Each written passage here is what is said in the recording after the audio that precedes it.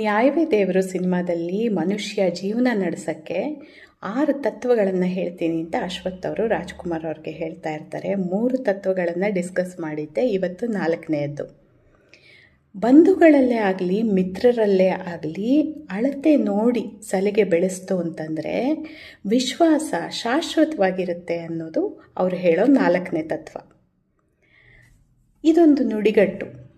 ಯಾವುದೇ ಒಂದು ಸಂಬಂಧದಲ್ಲಾಗಿರಬಹುದು, ನಮ್ಮ ಬಂಧು ಮಿತ್ರರಲ್ಲಿ ಒಂದು ಅಳತೆಯನ್ನು, ಒಂದು ಮಿತಿಯನ್ನು ನಾವೇ ಹಾಕ್ಕೋಬೇಕು. ನಮ್ಮ ಅವರ ಮಧ್ಯೆ ಒಂದು ಲೈನ್ ಎಳ್ಕೋಬೇಕು, ಒಂದು ಬೌಂಡ್ರಿ ಹಾಕ್ಕೋಬೇಕು. ಅದನ್ನು ಮೀರಿ ಹೋದರೆ ಯಾವುದೇ ಸಂಬಂಧನೂ ಹಾಳಾಗಬಹುದು. ಅದನ್ನು ಒಂದು ಗೌರವಯುತವಾದ ಅಂತರ ಅಂತ ಹೇಳಬಹುದು ಅಲ್ವಾ? ಅತಿಯಾಗಿ ಕುಡಿದ್ರೆ ಅಮೃತ ಕೂಡ ವಿಷ ಆಗುತ್ತೆ ಅಂತಾರಲ್ಲ, ಆ ಥರ ಅತಿಯಾಗಿ ಸಲಿಗೆ ಬೆಳೆಸ್ಕೊಂಡು ತುಂಬ ಕ್ಲೋಸ್ ಆಗಕ್ಕೆ ಹೋಗಿ ಮಾಡಿದ್ರೆ ಯಾವುದೇ ಸಂಬಂಧನೂ ಶಾಶ್ವತವಾಗಿ ಉಳಿದೇ ಇರಬಹುದು.